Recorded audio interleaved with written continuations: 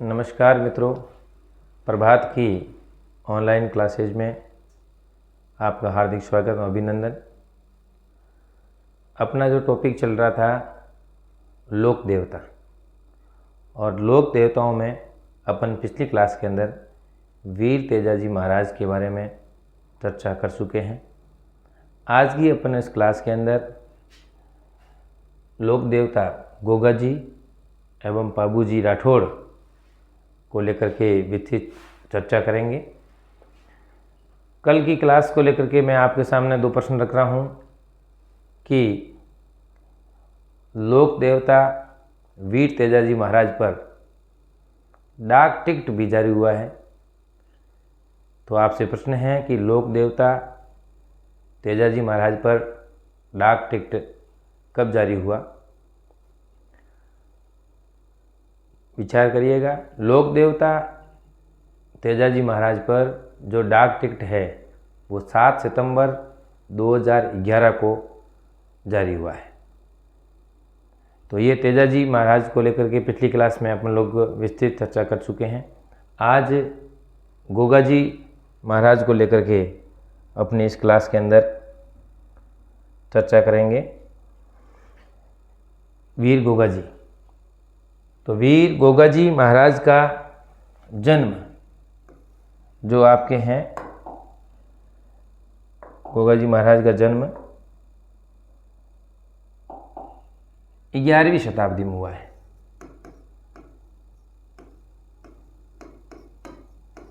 यह है गोगा जी महाराज। कल ही मैंने बताया था कि लोक देवताओं के काल कर्म को लेकर के कि काल कर्म के अनुसार लोक देवताओं को व्यवस्थित क्रम में सेट कीजिए। आजकल के एग्जाम के अंदर ऐसे प्रश्न पूछे जाते हैं। तो वीर तेजाजी महाराज का जन्म के बारे में कल अपन चर्चा कर चुके हैं कल की क्लास के अंदर कि वीर तेजाजी महाराज का जन्म 1073 ईस्वी में हुआ। अब आज अपन चर्चा करेंगे गोगा जी महाराज के जन्मदिन को लेकर के। तो गोगा जी का जन्म 11वीं शताब्दी में, गोगा जी का जन्म 11वीं शताब्दी में, सन की बात करें तो 1003 ईस्वी में, 1003 ईस्वी में गोगा जी का जन्म हुआ है। और तेजाजी का जन्म है वो आपका है 1073। तो काल कर्म के अनुसार पहले गोगा जी महाराज आएंगे और उसके बाद में तेजाजी। अब देखिए गोगा जी का जन्म स्थान, गोगा जी का जन्म स्थान ददरेवा चूरू, ददरेवा जो अपने राजस्थान के चूरू जिले का स्थान है, ये गोगा जी का जन्म स्थान है। गोगा जी का जन्म उनके पिता श्री जेवर सिंह, गोगा जी के पिताजी का नाम है जेवर सिंह एवं गोगा जी के माताजी का नाम है वो है बासल देवी, बासल दे। गोगा जी के पिताजी का नाम जेवर सिंह और उसकी माताजी का नाम हो जाएगा बासल दे। उनकी माताजी के घर उनका जन्म चूरू के ददरेवा नामक स्थान पर गोगा जी का जन्म स्थान है। गोगा जी का विवाह, गोगा जी का विवाह कोलूमंड फलोदी, कोलूमंड जो वर्तमान में नया जिला बन चुका है फलोदी, कोलूमंड फलोदी की राजकुमारी केलमदेव, केलमदेव से गोगा जी का विवाह होता है। ध्यान रखिएगा, अपन गोगा जी के बाद में चर्चा करेंगे पाबूजी राठौड़ के बारे में। तो पाबूजी के बड़े भाई बूढ़ो जी के नाम से हैं और उनकी पुत्री है ये केलमदेव। तो गोगा जी का विवाह कोलूमन फलोदी बूडो जी की पुत्री है केलम के साथ होता है, ठीक है। और केलम से जब गोगा जी का विवाह होता है तो कहा जाता है, लोक मान्यता है कि केलम के चट्टू आंगली के सर्प दंश जाता है। और ये समाचार जब गोगा जी तक पहुंचते हैं तो गोगा जी उनकी रक्षा करते हैं, उनको जीवित करते हैं। इसलिए गोगा जी मुख्य रूप से सर्प दंश या सर्प रक्षक देवता के रूप में जाने जाते हैं। कल भी अपने चर्चा की थी, वीर तेजाजी महाराज भी सर्प रक्षक देवता के रूप में हैं और गोगा जी भी सर्प रक्षक देवता के रूप में जाने जाते हैं। तो दोनों ही देवता इम्पोर्टेंट हैं। तो गोगा जी महाराज है जिन्होंने उनसे जो विवाह हो रहा था केलम के साथ में, तो उनके छट्टू आंगली के जो सर्प दंशता है उनकी रक्षा करते हैं, इसलिए सर्प रक्षक देवता है। और तेजा जी की चर्चा भी अपन कल की क्लास में कर चुके हैं कि जब अपने तेजा जी महाराज है बुलासा गुजरी की गायों को लेने के लिए जाते हैं, तो ससुरा के अंदर वो नाग की जो कहानी आपको सुनाई थी मैंने, तो नाग उनके जीभ के डसता है। तो उसके बाद में तेजा जी महाराज भी ये वचन देते हैं कि मेरी मृत्यु नाग की वजह से हो रही है, परंतु मैं जिनको भी नाग डसेगा, तो तेजा जी महाराज की दाएं पैर, ये वेरी इंपॉर्टेंट है, अपने कक्षा 10वीं की राजस्थान इतिहास और संस्कृति की बुक के अंदर ये स्पेशल लाइन लिखी हुई है कि जब भी किसी को सर्प डस जाता है तो उनके दाएं पैर के अंदर, दाएं पैर के जब तेजा जी के नाम की जो तांती बांधी जाती है तो कहा जाता है कि उसका जहर है वो कम हो जाता है। तो वो दाएं पैर वाली घटना भी आपको याद रखना है। और तेजा जी पर डाक टिकट भी जारी हो चुका है, ये भी मैं बता चुका हूँ। और गोगा जी महाराज को भी सर्प रक्षक देवता के रूप में जाना जाता है। तो ध्यान रखिएगा, गोगा जी का जन्म स्थान ददरेवा है, उसके पिताजी का नाम जेवर सिंह, माता का नाम मासल देव, विवाह होता है कोलूमन फलोदी की जो कुमारी है उसका नाम है केलम दे के साथ में उनका विवाह होता है। अब देखिएगा, गोगा जी के मौसेरे भाई, गोगा जी के मौसेरे भाई जिनका नाम है अर्जन, गोगा जी के मौसेरे भाई है जिनका नाम देखिएगा अर्जन व सुरजन। अर्जन और सुरजन गोगा जी के मौसेरे भाई हैं। कोई संपत्ति को लेकर के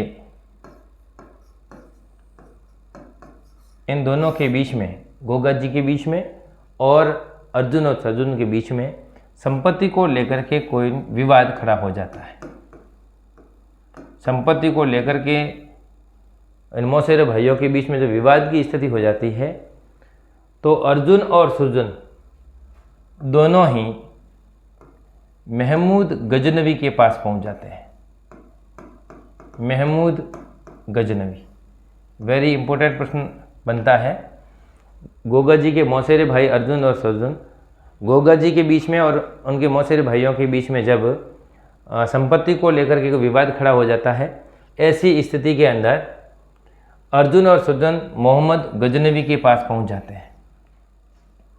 तो मोहम्मद गजनवी, गोगा जी के साथ में युद्ध होता है। मोहम्मद गजनवी का गोगा जी के साथ में युद्ध होता है। मोहम्मद गजनवी क्या करते हैं कि गोगा जी के क्षेत्र की गायों को चुरा लेते हैं। ये एक युद्ध के लिए बहाना बनाते हैं, ठीक है, ताकि ये राज नहीं खुले कि अर्जुन सुरजन जाकर के मोहम्मद गजनवी से मिल चुके हैं। इसलिए मोहम्मद गजनवी क्या करता है, गोगा जी की गायों को चुराते हैं, जो एक युद्ध का बहाना बन जाता है। और उसके बाद में मोहम्मद गजनवी और गोगा जी के बीच में युद्ध होता है। इस युद्ध के अंदर गोगा जी है वो वीर गति को प्राप्त हो जाते हैं, वीर गति को प्राप्त हो जाते हैं। परंतु इस युद्ध के अंदर मोहम्मद गजनवी गोगा जी की वीरता को देख करके उनको लगता है कि मेरा जो युद्ध हो रहा है वो साक्षात कोई देवता से हो रहा है। मोहम्मद गजनवी को लग गया कि मेरा जो गोगा जी से युद्ध हो रहा है, मैं गोगा जी से नहीं लड़ रहा हूँ, कोई साक्षात देवता से लड़ रहा हूँ। और इसी साक्षात शब्द को अरबी भाषा के अंदर जाहिर के नाम से जाना जाता है, इसलिए मोहम्मद गजनवी ने गोगा जी को जाहिर पीर के नाम से जाना जाता है, जाहिर पीर नाम दिया है। तो यह भी वेरी इंपॉर्टेंट प्रश्न बनता है कि जाहिर पीर लोक देवता के नाम से प्रसिद्ध लोक देवता कौन से हैं, तो वो है गोगा जी। कई बार परीक्षा के अंदर ये प्रश्न आया हुआ है कि जाहिर पीर उपनाम से प्रसिद्ध लोक देवता कौन से हैं। ठीक है, और कल की क्लास में अपन चर्चा कर चुके हैं काला और बाला के नाम से लोकप्रिय देवता कौन से जाने जाते हैं, तो उसका उत्तर होगा तेजाजी महाराज। और गोगा जी महाराज को जाहिर पीर के नाम से जाना जाता है। तो मोहम्मद गजनवी के साथ में युद्ध होता है और मोहम्मद गजनवी कहते हैं मेरा युद्ध साक्षात देवता से हो रहा है। और साक्षात शब्द है, देवता का मतलब पीर है, मुस्लिम लोग हैं वो देवता को पीर के नाम जाने जाते हैं और साक्षात को जाहिर कहते हैं। तो जाहिर पीर शब्द ये गोगा जी के लिए काम में लिया जाता है। इनके अलावा जैसे हिंदू लोग गोगा जी को नागराज के नाम से भी जानते हैं। हिंदू लोग गोगा जी को नागराज के नाम से भी जानते हैं। और मुस्लिम लोग गोगा जी को गोगा पीर के नाम से जानते हैं। गोगा पीर अपन पढ़ते हैं, आगे भी पढ़ेंगे। सांप्रदायिक सद्भावना वाले जो लोक देवता है रामदेव जी को भी रामसा पीर है, ये मुसलमानों का नाम है। ठीक है, तो मुस्लिम धर्म के लोग हैं वो रामसा पीर कहते हैं। तो इसी प्रकार मुस्लिम धर्म के जो लोग हैं वो गोगा जी महाराज को गोगा पीर के नाम से जानते हैं। और हिंदू लोग हैं वो नागराज के नाम से गोगा जी को जानते हैं। और मोहम्मद गजनवी ने ये नाम किसका दिया है, गोगा जी का नाम है वो जाहिर पीर दिया। तो वेरी इंपॉर्टेंट है, जाहिर पीर वाला प्रश्न कई बार परीक्षा के अंदर आया हुआ है। अब बात करते हैं गोगा जी के गुरु का नाम। तो गोगा जी के गुरु है वो है गोरखनाथ जी। गोगा जी के जो गुरु है गुरु का नाम है गोरखनाथ। गोगा जी के गुरु का नाम है गोरखनाथ। इसका मतलब सीधी सी बात है, गोगा जी महाराज है वो गोरखनाथ जी और मोहम्मद गजनवी दोनों के समकालीन रहे हैं। गोरखनाथ जी लोक देवता के अंदर अब आगे बढ़ेंगे। गोरखनाथ जी लोक देवता जसनाथ जी के भी गुरु है और जाम्बूजी महाराज के गुरु का नाम भी गोरखनाथ जी है। आगे क्लास में अपन और भी चर्चा करेंगे। तो साथ साथ में याद रखना है, गोरखनाथ जी गोगा जी के भी गुरु है, गोरखनाथ जी है जो जसनाथ जी के भी गुरु है। लोक देवता जसनाथ जी के गुरु का नाम भी गोरखनाथ है। और उसके आगे बात करेंगे जाम्बू जी के गुरु का नाम भी गोरखनाथ जी है। तो ये भी बहुत अच्छा प्रश्न बनता है। गोरखनाथ जी के शिष्य रहे हैं और मोहम्मद गजनवी के समकालीन गोगा जी का नाम लिया जाता है। उसके अलावा बात करें कि जब इस मोहम्मद गजनवी के साथ में गोगा जी का जो युद्ध होता है और इसमें गोगा जी महाराज को वीर गति प्राप्त हो जाती है।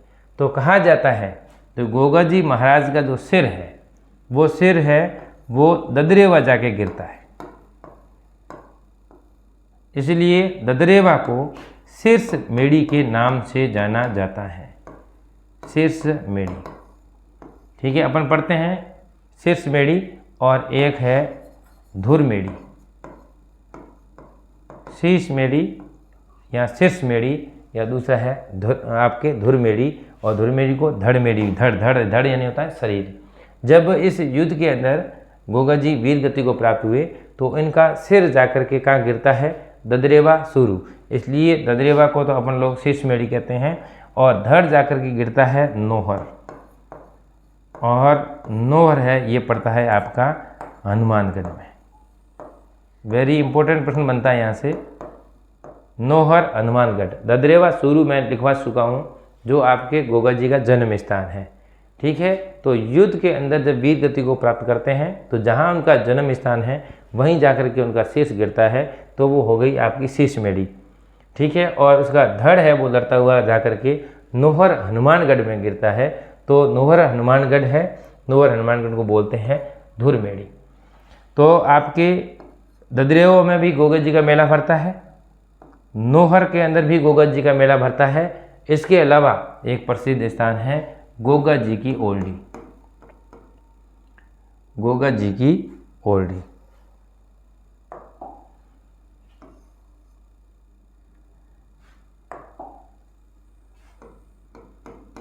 गोगा जी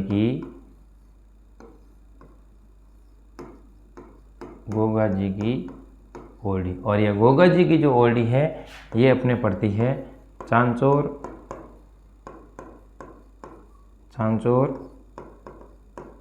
जालोर। चांचौर जालोर के अंदर गोगा जी की ओल्डी, यहाँ पर भी गोगा जी का विशाल मेला भरा जाता है। कल की क्लास में आप लोगों ने चर्चा की थी कि अपने तेजाजी महाराज के जो आपके मेले भरे जाते हैं वो आपके 6-7 जगह वेरी इंपॉर्टेंट थी, जिसमें आपसे बात कर चुका हूँ मैं। सुरसुरा है और संदेरिया है, भावता है और पनेर है, ये 4 स्थान तो अपने अजमेर में थे। परबतसर है, खरनाल है, ये अपने नागौर में थे। और बासी दुगारी क्षेत्र है जो पड़ता है बूंदी के अंदर। तो ये सभी जो स्थान बताए ये तेजाजी महाराज से रिलेटेड है। तेजाजी महाराज का जो मेला है वो भरता है भाद्रपद शुक्ला दशमी, जिसको तेजा दशमी के नाम से जाना जाता है। तो भाद्रपद शुक्ला दशमी को। अब देखिएगा गोगा जी महाराज का जो आपका जो मेला भरा जाता है, वेरी इंपॉर्टेंट प्रश्न बनता है और अपन इस प्रश्न को हल्के में लेते हुए कहीं गलत नहीं कर दें। गोगा जी महाराज का जो मेला है वो भरा जाता है भाद्रपद कृष्णा नवमी। वेरी इंपॉर्टेंट है, ध्यान रखना है, ठीक है। कृष्ण का मतलब होता है काला, गोगा जी का रंग भी काला होता है, इसलिए इसका याद रखना है अपने को। कृष्ण पक्ष के अंदर मेला भरा जाता है। अपने समाज के अंदर कई समाज ऐसे हैं जिसमें शुक्ल पक्ष के अंदर गोगा त्योहार मनाया जाता है और कई लोग हैं वो कृष्ण पक्ष में गोगा त्योहार मनाते हैं। तो परंतु राजस्थान जीके के अंदर ये प्रश्न आएगा और इसमें ऑप्शन दोनों होंगे, भाद्रपद शुक्ला नवमी होगा और भाद्रपद कृष्णा नवमी होगा। अब अपन लोगों के समाज के अंदर, अपन लोगों के परिवार में गोगा नवमी अपन भले ही कभी मनाएं, परंतु जीके के अंदर भूलना नहीं है, भूल से भी गलती नहीं करना है। भाद्रपद कृष्णा नवमी को गोगा जी का मेला भरता है, ठीक है। शुक्ल पक्ष में नहीं है, भाद्रपद कृष्णा नवमी है। और भाद्रपद शुक्ला दशमी है वो है आपकी तेजा जी की दशमी। तो ये दोनों अच्छी तरीके से याद रखना है। और भाद्रपद कृष्णा नवमी के दिन गोगा जी का मेला है वो राजस्थान के अंदर 3 जगह है। ददरेवा सूरूजाम का जन्म हुआ है और शीर्षमेड़ी है, और दूसरा है नोहर हनुमानगढ़, और नोहर हनुमानगढ़ उसको बोलते हैं धुरमेड़ी, और तीसरा है गोगा जी की ओल्डी चांचौर। और तीनों जगह आपके भाद्रपद कृष्णा नवमी के दिन आपका इनका मेला भरता है।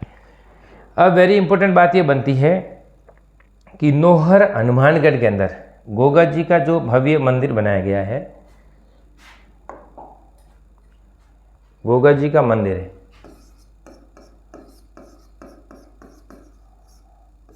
गोगा जी का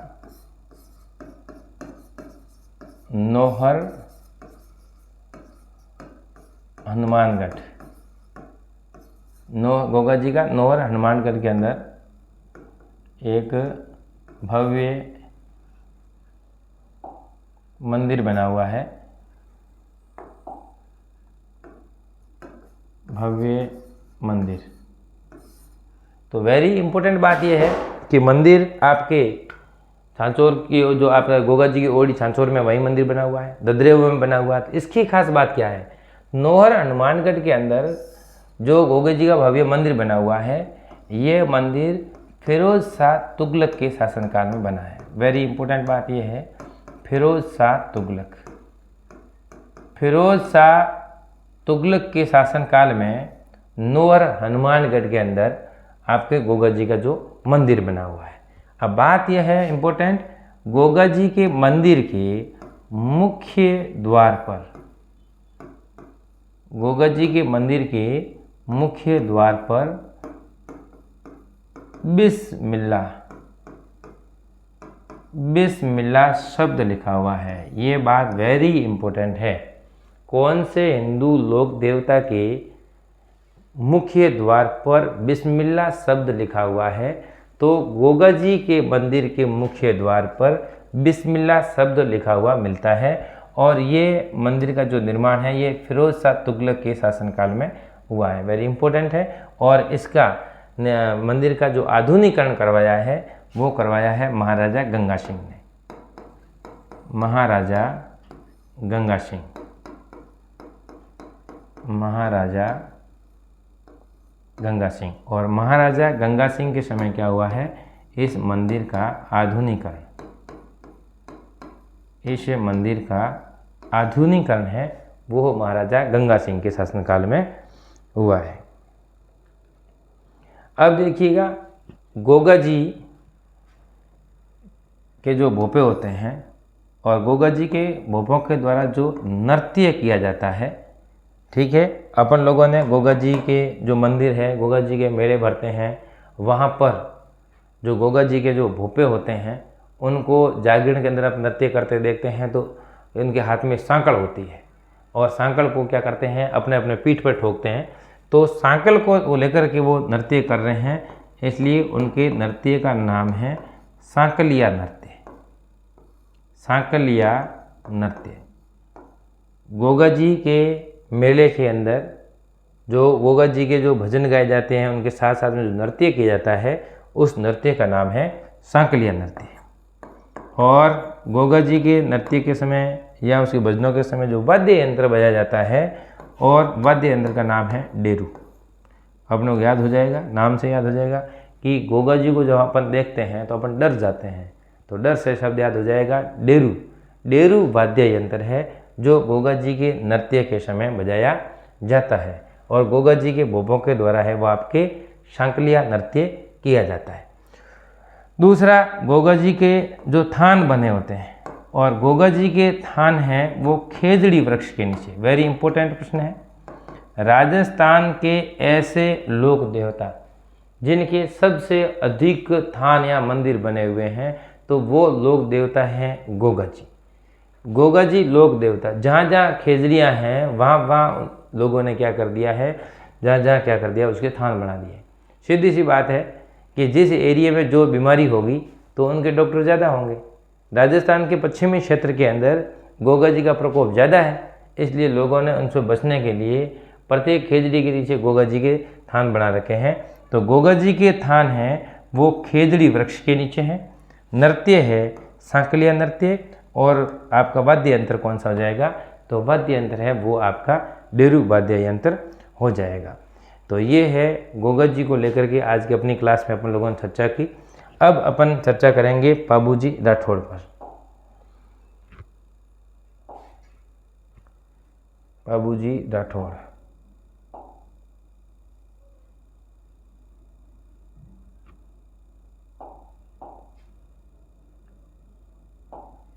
देखिएगा अपन चर्चा करेंगे पाबूजी राठौड़ पर। अब पाबूजी राठौड़ का जन्म, पाबूजी राठौड़ का जन्म, पाबूजी राठौड़ का मैंने पहले ही चर्चा की कि पाबूजी है वो कोलूमंड फलोदी के रहने वाले हैं, क्योंकि अभी बात की थी कि गोगा जी का विवाह केलम देव के साथ होता है और केलम देव पाबूजी के भाई बुड़ू जी की पुत्री थी। तो पाबूजी का जन्म होता है तो वो होता है कोलूमंड में, कोलूमंड। पाबूजी का जन्म होता है वो है कोलूमंड फलोदी। आप लोग गीतों में भजनों में सुनते हैं कोलूमंड में भालाड़ा, और पाबूजी का आप चित्र भी फोटो भी देख सकते हैं, हाथ में भाला लिए हुए। और पाबूजी जिस घोड़े या घोड़ी पर सवार है उनका भी नाम है, अपनी इस क्लास में अभी पढ़ेंगे। लीलन घोड़ी के बारे में पढ़ चुके हैं। लीलन घोड़ी है वो आपके हैं किनकी है, तेजाजी महाराज की। और गोगा जी महाराज का जो घोड़ा है उसका नाम है नीला घोड़ा। तो लीलन और नीला। अब अपन पढ़ेंगे पाबूजी महाराज हाथ में भाला लिए हुए और जिस घोड़ी पर सवार है उस घोड़ी का नाम है केसर कालमी घोड़ी। तो इसके बारे में अपन अभी पढ़ेंगे। तो आपके पाबूजी महाराज है केसर कालमी घोड़ी पर सवार है और पाबूजी महाराज का जन्म कोलूमंड फलोदी के अंदर होता है, कोलूमंड फलोदी के अंदर। अब पाबूजी महाराज के पिताजी है दांदल जी, बाबूजी महाराज के जो पिताजी का नाम है दांदल दे और उनके माताजी का नाम, बाबूजी के माताजी का नाम है कमला दे। बाबूजी कमला दे और दांदल देव के घर कोलूमंड फलोदी के अंदर पैदा होते हैं। और एक लोक मान्यता और है, अपने पढ़ेंगे अभी आगे। एक पुस्तक है पाबू प्रकाश। पाबू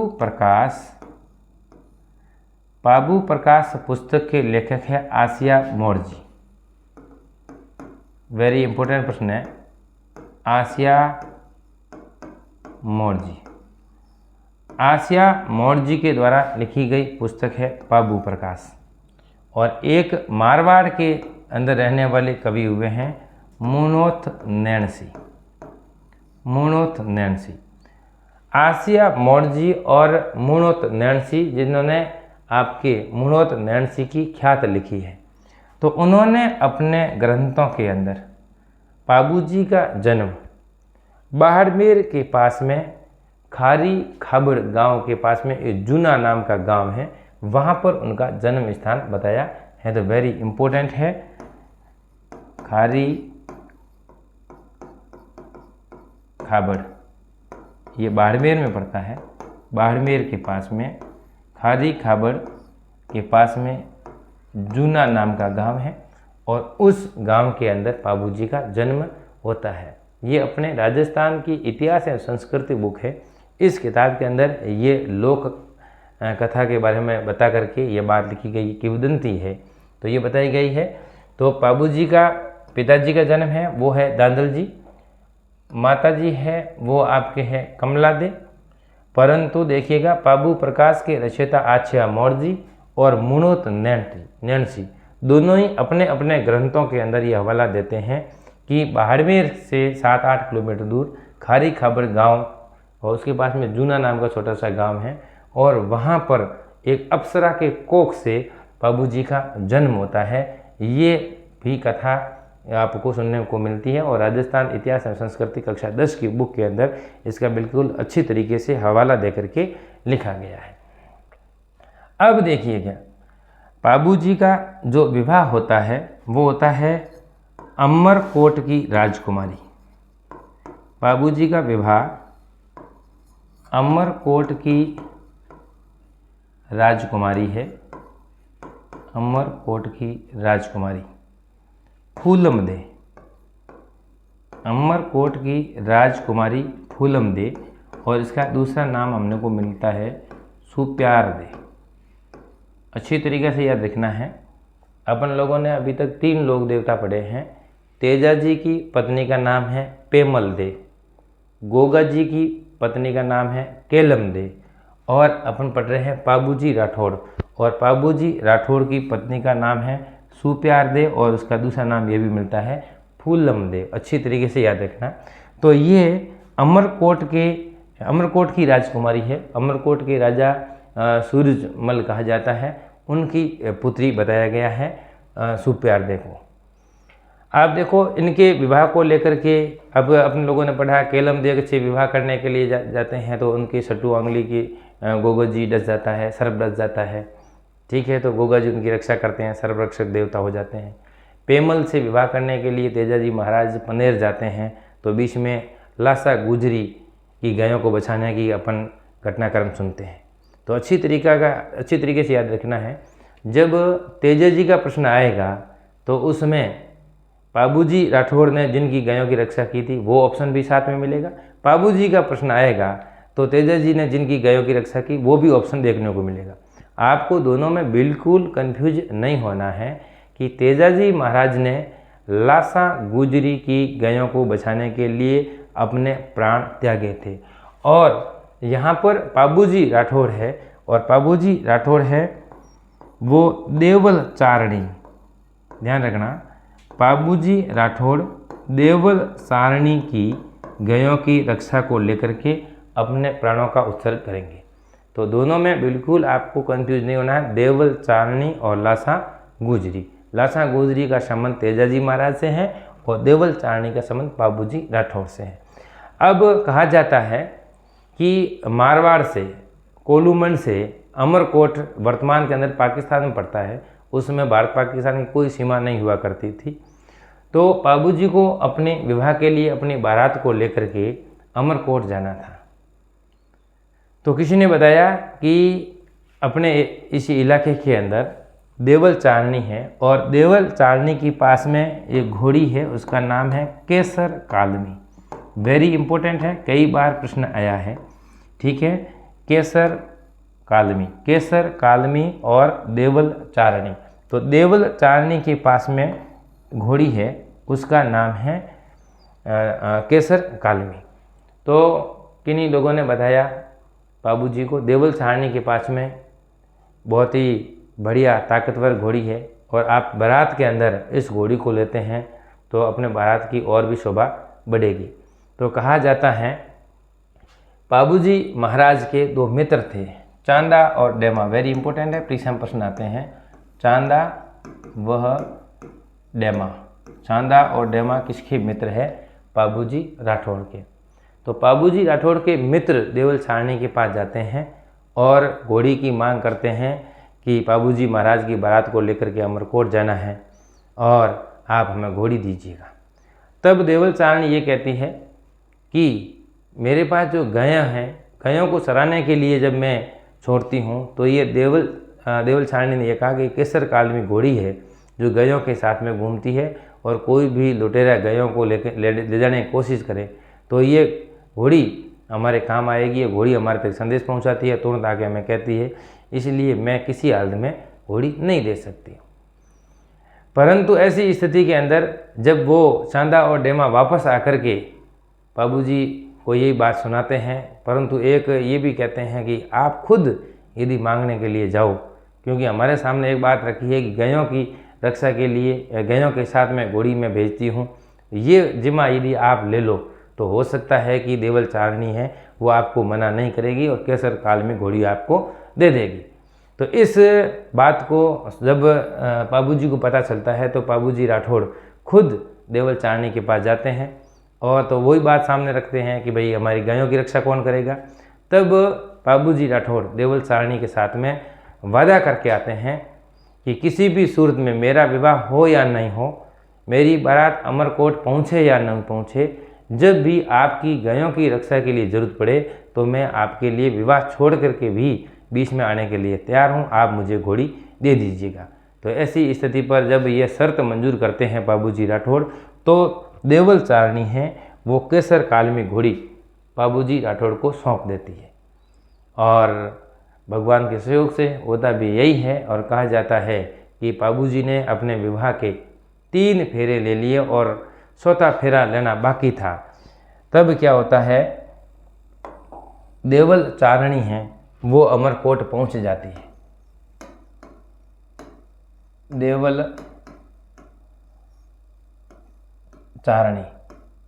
चारणी है वो अमरकोट पहुंच जाती है। तो अमरकोट आने का कारण क्या है कि देवल चारणी की गायों को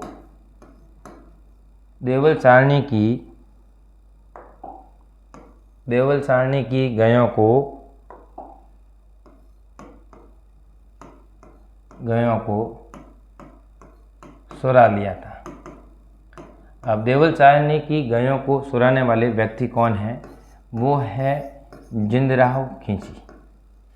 देवल चारणी की गायों को सुराने वाले जिंदराव खींची और जिंदराव खींची ये बाबूजी के बहनों ही लगते हैं।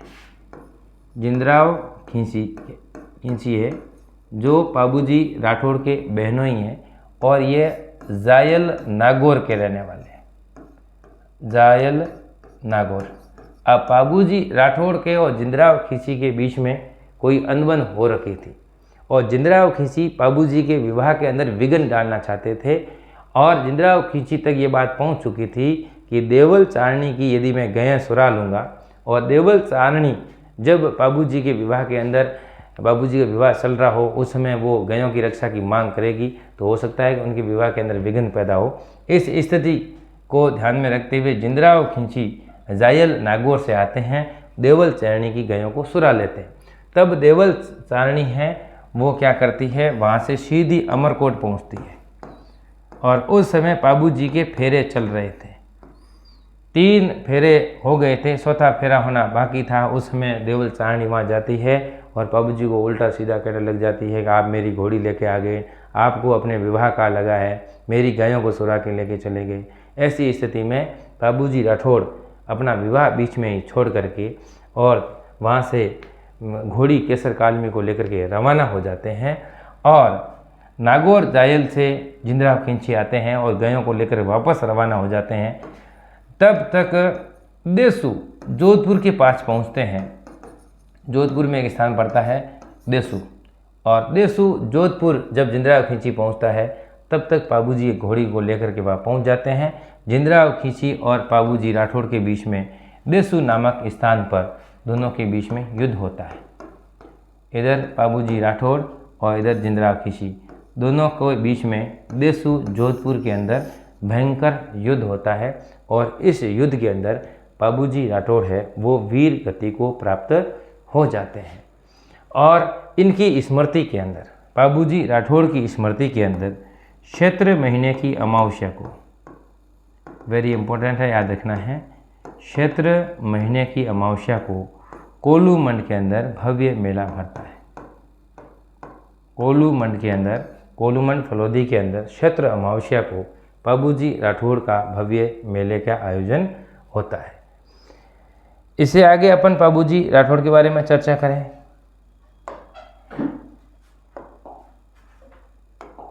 पाबू जी राठौड़ के बारे में चर्चा करेंगे तो देखिएगा, पाबू जी राठौड़ ने मारवाड़ में सर्वप्रथम ऊंट को लाने का श्रेय, मारवाड़ में सर्वप्रथम ऊंट को लाने का श्रेय भी पाबू जी राठौड़ को दिया जाता है।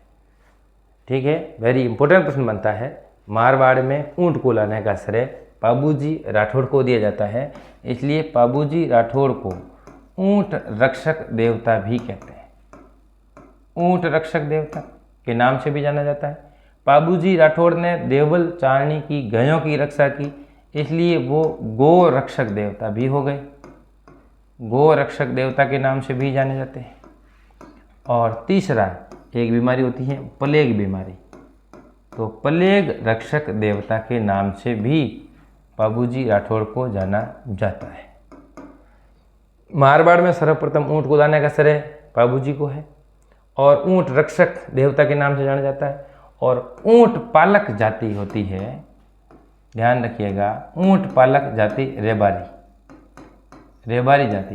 तो रेबारी जाति के लोग जो ऊंट पालक जाति है उनके आराध्य देवता भी हैं, रेबारियों के आराध्य देवता के रूप में जाने जाते हैं। रेबारियों के जो आपके ऊंट पालक जाति है उनके आराध्य देवता के रूप में भी आपके पाबू जी का नाम लिया जाता है। उसके बाद अपन बात करें कि पाबू जी ऊंट रक्षक देवता है और ऊंट पालक जाति रेबारी लोग उनको आराध्य देवता मानते हैं। तो पाबू जी को प्रसन्न करने के लिए पाबू जी की फड़ दरवाई जाती है।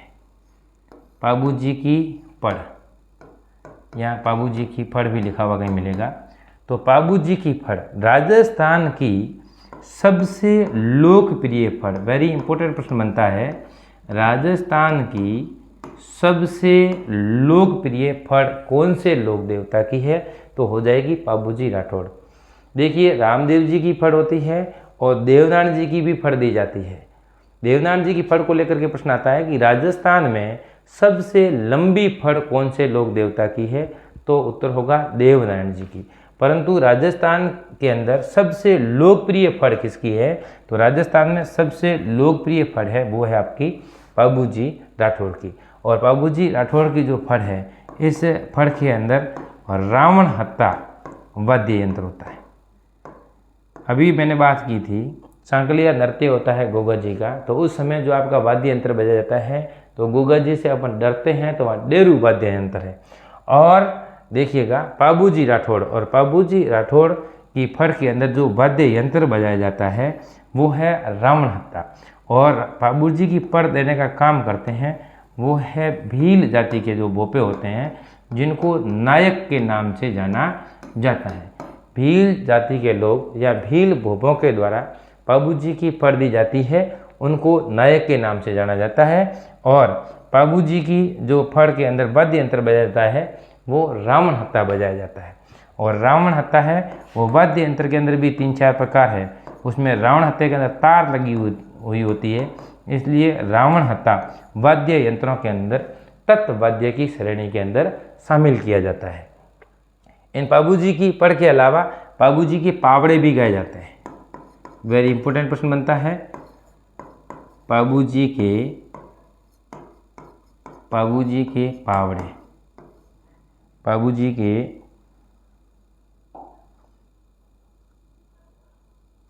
पाबूजी के पावड़े। और पाबूजी के जो पावड़े गाए जाते हैं और उसके अंदर एक वाद्य यंत्र बजाया जाता है, उसका नाम है माठ वाद्य यंत्र। वेरी इंपॉर्टेंट है। पाबूजी की पड़ में रावण हत्था वाद्य यंत्र बजाया जाता है। इसी प्रकार जो पाबूजी के जो पावड़े गाए जाते हैं उसमें माठ वाद्य यंत्र है वो बजाया जाता है। पाबूजी लोक देवता को, वेरी इंपॉर्टेंट प्रश्न है, अभी पिछली परीक्षा में पूछा गया है। पाबूजी लक्ष्मण के अवतार है। वेरी इंपॉर्टेंट प्रश्न आता है, पाबूजी को किनका अवतार माना गया है? ठीक है, तो गत वर्ष BSTC के अंदर ये पूछा गया प्रश्न है। पाबूजी लक्ष्मण के अवतार है, वेरी इंपॉर्टेंट है। और दूसरा, पाबूजी को बाईं और झुकी पाग वाले लोक देवता, बाईं और झुकी पाग वाले लोक देवता के नाम से भी जाना जाता है। देखिएगा, वीर तेजाजी महाराज शिव के अवतार है। ये भी इम्पोर्टेंट बात है, आप नोट कर दीजिएगा। पिछली क्लास में ये मिस रह गया है तो इसको आप नोट करें कि शिवजी के गले में भी सर्प है। ठीक है, उसी प्रकार तेजाजी महाराज है, उनको जीभ को डसने वाला वहाँ पर भी सर्प है। तो इसको लेकर के जोड़ करके भी आप जैसे भी करके याद कर सकते हैं। आपके तेजाजी महाराज है वो शिव के अवतार है और पाबूजी है वो किसके अवतार है? वो लक्ष्मण के अवतार है। दूसरा मैंने बता दिया, उसको उपनाम के रूप में पाबूजी को ऊँटों का रक्षक बोलते हैं, गो रक्षक देवता कहते हैं, प्लेग रक्षक देवता कहते हैं, और बाईं और झुकी पाग वाले लोक देवता के रूप में भी जाना जाता है। तो अपन लोक देवता की क्लास के अंदर आज अपन पढ़ा गोगाजी महाराज और पाबूजी राठौड़। अब अगली क्लास के अंदर अगले लोक देवता को लेकर चर्चा करेंगे। धन्यवाद।